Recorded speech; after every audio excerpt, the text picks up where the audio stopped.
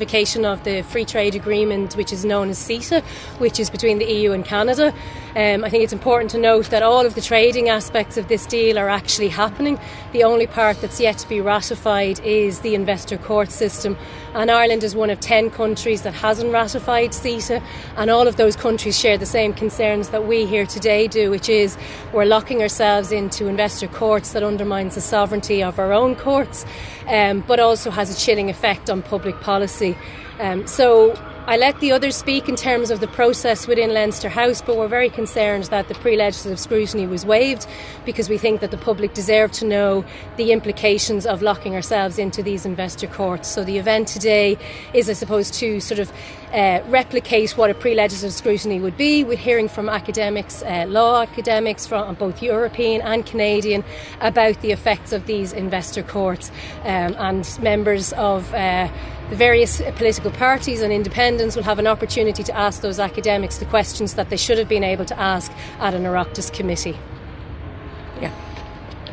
So I think it was deeply disappointing that the Foreign Affairs Committee chose to waive scrutiny and pre-legislative scrutiny of what I think is probably one of the most consequential bills that might be going through in the next number of years. This is a piece of legislation that is designed to facilitate signing Ireland up effectively to investment courts, which will and we've seen right around the world, will have an effect and have had a huge effect on the freedom to deliver proper public policy. And we're saying that at a time when we're facing the climate crisis. We know that cases have consistently been taken against climate action. We know that there's huge exposure in terms of other areas where regulation is badly needed. And what we are is creating a massive hostage to fortune, entirely unnecessarily, because what's very clear, and it's clear from the Supreme Court, is there isn't an obligation on Ireland to ratify. 99.9% of the trade is already all happening under provisional application, and it has been for a number of years. So what this really is about tying us unnecessarily into an investor court system, which will allow corporations to sue if they feel they have been unfairly treated. And again, to be clear, that sounds like, well, we wouldn't treat them unfairly, but that is the basis on which cases have been taken right across the world. Even some Canadian companies we know who are operating in Ireland have in the past taken cases which, for example, led to France diluting its climate laws. So there's a really significant impact, and ties the hands of future governments to make laws that represent the will of the people, the public desire for stepping up on the challenges, and it is a direct erosion of public policy, freedom and space. And it really, really is a dangerous piece of legislation, and the fact that it wasn't scrutinised, particularly coming after the government effectively losing a Supreme Court case when they tried to ram it through previously, is, I think, very regrettable. That's why today we will hear and shine a light on the issues in relation to the Arbitration Act and on the very, very serious issues in relation to the ratification of investor courts.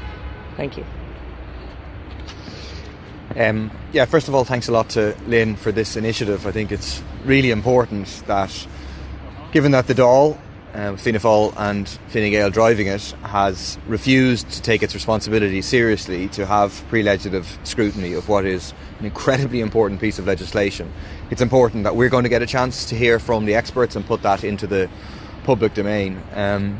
It is difficult to overstate how consequential this legislation is. I mean, when you explain it to people, it sounds kind of dystopian science fiction. This is literally setting up a parallel court process that is only accessible by corporations. It's a private court process, and these are arbitrators privately paid for their work on these courts. And these are not without power. They have very, very substantial power. So there are these sorts of mechanisms that other countries are involved in, and we have seen again and again and again what they're used for. You've seen multi-billion euro and dollar cases taken against countries because, for example, they increased their minimum wage, because they banned fracking, because they reduced rents.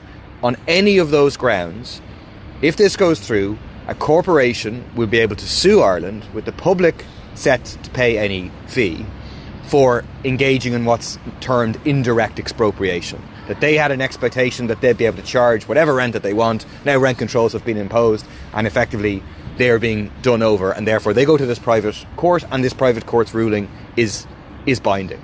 And the government has attempted to dress this up, and on a European level, faced with massive opposition and massive opposition in Canada, to say no, this isn't what's happening here. It's not the investor state dispute settlement process. No, it's investor court system. But they're simply rebranding the same process, which is private court system, accessible only by major corporations. When we were fighting this in the European Parliament over 10 years ago, when I was there in the International Trade Committee, we were working with really good groups across Europe, in Canada, warning about the very negative impacts for people's lives of this stuff. And exactly as has been said, there's two key things. One is that if you have a left-wing government in future that is actually going to legislate in the interests of people, this is a mechanism for corporations to try and undermine and prevent that happening. But the second one is, even without the court cases actually being taken by these corporations, it can have a regulatory chilling effect. So when we brought in a bill in the past to stop more fossil fuel investment in Ireland, to keep fossil fuels in the ground, one of the government's argument was to say, well, we could face legal costs in relation to this, therefore it needs a money message, therefore we're going to use an undemocratic mechanism to stop it getting through, even though it had a majority support in the Dáil. And what they were pointing to is, we're at that stage signed up to the Energy Charter Treaty. They want to sign up to CETA, and the possibility of these court cases being brought. So it has a massively undermining, undemocratic effect, and it's vital we bring it out to the public, and it's vital that we stop it. I think a lot has been covered. Just the last point I just make is in terms of what a crazy decision it was not to scrutinise this. I'm a member of the Foreign Affairs and Trade Committee, as is Alice Mary, and we argued against it. The idea that you wouldn't scrutinise a piece of legislation that, in my view, undermines the standing of our own courts, that gives and this proposed piece of legislation, I think, takes powers away from our own courts. It creates a situation we don't really have legal clarity as yet. In what circumstances can Irish courts set aside the decisions of an international investor court? As things stand, if a company feels that they've been wronged in some way or other, they can of course take an action that is constitutionally their right. What this brings in is an international court that these decisions could potentially be superior to any decision arrived at by the High Court. The fact that a piece of legislation as weighty as that was not deemed worthy of scrutiny was an absolutely insane decision. We really regret it. And I think that had there been scrutiny in this institution, I think an awful lot of people would have sat up and took notice of the serious ramifications of it, the ramifications of it for our courts, but also the ramifications for workers, for the environment, for the ordinary people of Ireland. Why this event today is so important is to hear some of those voices, to hear some of the legal issues, and to hear some of the ramifications for the people of Ireland. Trade is a good thing, it's an important thing. We want to see trade with Canada, and we want to see trade with many other economies and countries around the world. That is already in provisional application. Trade has increased. We do not need these investor courts, and we don't need to see powers taken away from our own courts and their standing undermined to the benefit of investor courts of this kind. We've seen the need over the past few months to diversify trade and take away our reliance on the US. Is that not reason enough to, I suppose, look at this new avenue and push forward from the government side? And then just separately,